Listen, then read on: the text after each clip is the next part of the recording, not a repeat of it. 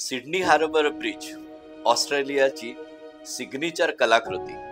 यावरून तुम्ही जर बघितलं तर सिडनीचा नजारा तुम्हाला अतिशय विहंगम दिसेल आणि याच दृश्यात एका विशिष्ट वास्तूने तुमची नजर तिथून हटणारच नाही आणि ती वास्तू आहे बेनेलॉंग पॉइंट वरचा सिडनी ऑपेरा हाऊस। या सिडनी ऑपेरा हाऊस त्याचं फार वैशिष्ट्यपूर्ण असलेलं शेल स्ट्रक्चर हे बघताना तुमच्या मनात येईल कसं बांधलं असेल हे। तर मंडळी, हेच आपण बघूया सिडनी ऑपेरा हाऊस याच्या इतिहासात आणि त्याच्या बांधकामाच्या प्रकारात झालेली वरची खालची चढाओढ त्यात नाट्य आहे ते आपण बघूया आपल्या YouTube चॅनेलद्वारे गोष्टी वास्तूंच्या विलक्षण निर्मितीच्या मधून।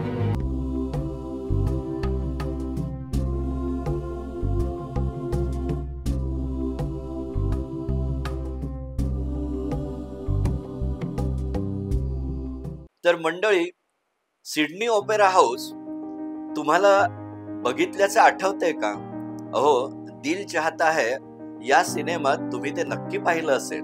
आठवा तो सीन होता प्रीती झिंटा आणि आमिर खान हे दोघं एक ऑपेरा नृत्य टाइपचा बॅले बघतायत आणि प्रीती झिंटा आमिर खानला समजावून सांगते त्या ऑपेरा बॅलेतलं नाट्य काय, ते सभागृह काय, ते लोक आणि काय तो क्लास, सगळंच मंत्रमुग्ध करणार। आणि हो, हे सगळं घडतं ते सिडनी ऑपेरा हाऊस। अहो, नाहीतर तुम्हा आम्हाला तिथे जायला विमान प्रवास लागेल, हॉटेलचा खर्च लागेल आणि हो, खूप महागडं तिकीटही काढावं लागतं ऑपेरा हाऊसचं। ते झाल्यानंतर ते तुम्हाला बघायला मिळतं। त्याऐवजी दिल चाहता है सारख्या इतर कोणत्याही सिनेमात तुम्ही बघा आणि तुम्हाला त्याचं मॅजेस्टिक रूप, महत्तम रूप कळेल। आता या सिडनी ऑपेरा हाऊस मध्ये काय फक्त एकच ऑपेरा थिएटर आहे? छे हो, एक नाही, दोन नाही, वेगवेगळी 7 सभागृह आहे आणि त्यातलं सगळ्यात मोठं आहे ते ज्याला कॉन्सर्ट हॉल म्हणतात आणि त्याची कपॅसिटी किती आहे? अहो, तुम्ही आम्ही 500, 700, 1000 सीट्स असतील तर डोक्यावरून पाणी गेलं असं म्हणतो। त्याची कपॅसिटी आहे 2800 आसनांच्या वर। आणि हो, तिथे बाकी नाट्यप्रयोग, बॅले वगैरे काही होत नाही, तिथे फक्त आणि फक्त कॉन्सर्ट हॉल। याचं कारण तुम्हाला सांगितलं ना तर गंमत वाटेल। 1969 ते 1979 या 10 वर्षात एक नाही, दोन नाही, 10,114 पाईप्सनी एक भव्य दिव्य ऑर्गन तिथे तयार करण्यात आलं आणि त्या ऑर्गन मुळेच त्याचं वैशिष्ट्य कायम आहे। त्याची आवाजाची क्वालिटी ही एकदम मजबूत आहे आणि त्या ऑर्गन वरती कॉन्सर्ट हॉल ऐकायला आणि बघायला थोडके नाही, वर्षाला 3.5 लाख लोक तिथे येतात। आणि एकंदर सगळे 7 प्रकार, त्या 7 प्रकारांमध्ये एक ड्रामा थिएटर आहे, एक हॉल आहे, एक जॉन सदरलँड थिएटर आहे, त्याची कपॅसिटी 1500च्या आसपास आहे आणि तिथे एक नाट्यप्रयोग, बॅले किंवा कॉन्सर्ट बघणं हा एक सोहळा असतो। वर्षभरात कमीत कमी 1800 प्रयोग तिथे होतात आणि फक्त वर्षातले 2 दिवस हे सिडनी ऑपेरा हाऊस बंद असतं, ख्रिसमस आणि गुड फ्रायडे। बाकी दिवस तिथे अव्याहत कोणता ना कोणता कार्यक्रम चालूच असतो। तर असं हे सिडनी ऑपेरा हाऊस 2007 साली युनेस्कोने त्याला वर्ल्ड हेरिटेजचा दर्जा दिला आणि याचा कर्ता-करविता कोण होता माहितीये का? जॉन वुडसॉन। आणि त्याला 2007 साली आर्किटेक्चरचं नोबेल प्राइज, प्रिट्झेगर प्राइज म्हणतात, ते दिलं। पण दुर्दैवाने तो ऑस्ट्रेलियाला ते घ्यायला येऊ शकला नाही आणि तो तेव्हा नव्हताच। तर या दारुण शोकांतिकेच्या मागे एक कहाणी आहे। अपमान, नाट्य, पॉलिटिक्स, ट्रायम्फ आणि हो, अतिशय उत्तम अशी संरचना आणि त्याचं ॲनालिसिस एखाद्या हिंदी सिनेमाला लाजवेल ना अशी या सिडनी ऑपेरा हाऊसची कहाणी आहे। ही कहाणी सुरू होते ती 2 माणसांच्या एका दुर्दम्य इच्छेतून। एक होता त्याचा तो 1947 साली तिथे आला होता ऑस्ट्रेलियात. कोण होता तो? तर सिडनी सिम्फनी ऑर्केस्ट्रा कंडक्ट करायला तो तिथे आला. आणि त्या माणसाने एकंदर पाहिलं की मुळी ऑस्ट्रेलियात सिडनी येथे एकही कॉन्सर्ट हॉल नाही. त्याला ते फार लागलं. जुन्या पुराण्या एका काम चलाऊ हॉलमध्ये त्याला सिडनी सिम्फनी ऑर्केस्ट्रा कंडक्ट करावा लागला. मग त्यांनी काय केलं? तेव्हाचा न्यू साऊथ वेल्स हा जो ऑस्ट्रेलियाचा परगणा आहे त्याचा चीफ, त्याला त्याच्याशी मैत्री केली आणि त्याला सांगितलं की अरे, सिडनीमध्ये एक जागतिक दर्जाचं ऑपेरा हाऊस पाहिजे जिथे आम्ही कॉन्सर्ट करू शकतो. आणि 1954 साली ही आयडिया त्यांनी न्यू साऊथ वेल्सच्या प्रीमियरच्या गळी उतरवली. परिणाम एकच झाला आणि तो चांगला. 1955 साली जागतिक स्पर्धा घेण्यात आली. त्यात ऑपेरा हाऊसची संकल्पना दिली होती आणि बेनेलॉग पॉइंट जो तुम्ही आता बघता सिडनी हार्बर ब्रिज वरून, तिथे हे स्ट्रक्चर उभारायचं असा त्यांचा कयास होता. झालं. जगभरातून 233 प्रवेशिका आल्या. त्यातली एरी सारिनेन हा अमेरिकेचा प्रख्यात आर्किटेक्ट, त्याने निवडली जॉन वुडझॉनची ही कलाकृती.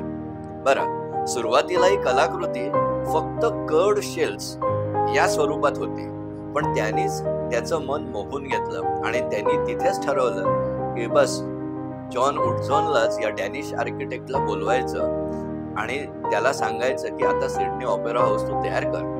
बरं, प्राइस तेव्हाचं काही थोडं नव्हतं. हे पहिलं प्राइस होतं 5,000 ऑस्ट्रेलियन पाऊंड. पण त्याहून एक मजा होती.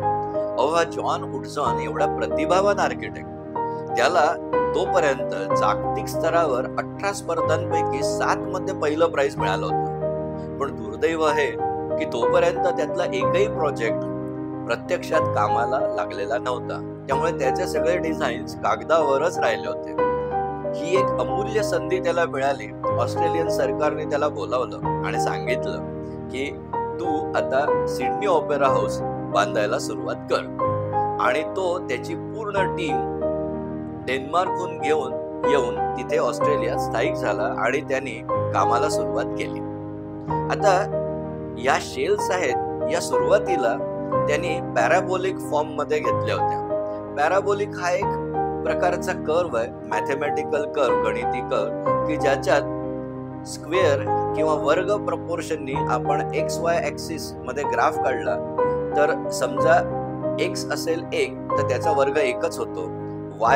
x असेल 2 तर त्याचा वर्ग 4 होतो. 3 चा 9 म्हणजे y ऍक्सिस वरती 1, 3, 9 असं वाढत जातं. 1, 4, 9, 16 असं वाढत जातं. तर हा पॅराबोलिक कर्व, आणि हा पॅराबोलिक कर्व सगळ्यांचा आवडता आहे. परंतु झालं काय, या शेलसाठी जे अनालिसिस करावं लागतं ते फार मोठी एक ती डोकेदुखी ठरली. कोणासाठी? ओव्हे अरूप या जागतिक स्तरावरच्या डिझाईन कन्सर्टसाठी. त्यांच्या हे लक्षात आलं की पॅराबोलिक काय, एलिप्स काय म्हणजे लंबगोल, किंवा सर्क्युलर काय, तीनही प्रकारचे कर्व्स आहेत. आपण त्या 3 कर्व्हचा अभ्यास करून त्यातला कोणचा कर्व सगळ्यात कामाचा निघेल हे बघूया. आता सुरुवातीला जॉन वुडझॉननी काय केलं, यात 1 नाही 2 नाही 10 शेल्स होत्या. प्रत्येक शेलची जॉमेट्री वेगळी, प्रत्येक शेलचा प्रकार वेगळा. यामुळे काय होणार होता, बांधायला कठीण, आणि प्रत्येक कर्व म्हणजे प्रत्येक शेल ही 65 मीटर उंचीपर्यंत जाऊ शकत होती. मग त्यासाठी फॉर्मवर्क लागतं. 10 शेलसाठी 10 वेगळे फॉर्मवर्क म्हणजे कॉस्टचा बट्ट्याबोळ, तुफान पैसे लागणार. मग ओव्हे अरूपच्या इंजिनियर्सनी जॉन वुडझॉनच्या गळी उतरवलं की आम्ही स्टडी करू, त्यावरनं ठरवू, आणि शक्यतोवर एकच कर्व, एकच त्रिज्या असलेली शेल जर आपण वापरली तर जास्त चांगलं होईल. आणि या पद्धतीने त्यांनी ठरवलं की सर्क्युलर प्रकारची शेल घेणं सगळ्यात कामाचं ठरेल. आणि त्यांनी पाहिलंही 75 मीटर त्रिज्येचा कर्व घेऊन सगळे 10च्या 10 शेल, म्हणजे खरं तर 20 सब शेल, कारण एका शेल मध्ये 2 भाग आहेत. तर असे 20 शेल्स त्यांनी 75 मीटर त्रिज्येच्या साह्याने डिझाईन केले. आणि हे कळलं ते कोणत्या पद्धतीने, तर जॉन वुडझॉन एकदा संत्र सोलत होता. त्या संत्र्याच्या साली काढताना त्याच्या हातात वेगवेगळ्या आतल्या 3-4 फोडी आल्या आणि आपण म्हणतो ना युरेका मोमेंट, ती तशी युरेका मोमेंट त्याला मिळाली. त्याच्या मनात होतं की सिंगल रेडियस, सिंगल कर्व असलेलं कोणचं स्ट्रक्चर घ्यावं, कोणचा आकार घ्यावा. तर त्याच्या लक्षात आलं की अरे, या संत्र्याच्या सालीमधनं वेगवेगळ्या रंगाचे, वेगवेगळ्या आकाराचे 3-4 3 डायमेन्शनल शेल सदृश भाग आपण काढू शकतो. बस स्फेरिकल म्हणजे फुटबॉल सारखं शेलचा प्रकार त्याचा पार्ट घेऊन त्यांनी सिडनी ओपेराचे शेल्स तयार केले आणि यामुळे अतिशय कमी खर्चात, हो, कारण आता काय होणार की एकाच त्रिज्येवरती मोल्ड तयार होणार. आता हे मोल्ड महाग असतात आणि इथे ओवे अरूप आणि जॉन वुडजॉन यांच्या कॉम्बिनेशननी क्रांती केली आणि पहिल्यांदाच या अशा शेलच्या अनालिसिससाठी 1959 ते 1962 या 3 वर्षात पहिल्यांदा कॉम्प्युटर वापरला गेला स्ट्रक्चरल अनालिसिससाठी. आणि त्यांनी काय फायदा झाला? 13 वर्षाचं काम फक्त 3 वर्षात झालं आणि 10 वर्ष वाचली. तुम्ही म्हणाल 10 वर्ष वाचली मग फायदा झाला? छे, निव्वळ अनालिसिस मध्येच 3 वर्ष लागल्यामुळे जॉन वुडजॉनचा घात झाला. तो कसा आणि याला एक वेगळी राजकीय कलाटणी मिळाली ते आपण पुढल्या भागात बघूया. तर मंडळी, विसरू नका आमच्या गोष्टी वास्तूंच्या विलक्षण निर्मितीच्या या चॅनेलला भेट द्यायला, शेअर, लाईक आणि सबस्क्राईब करायला.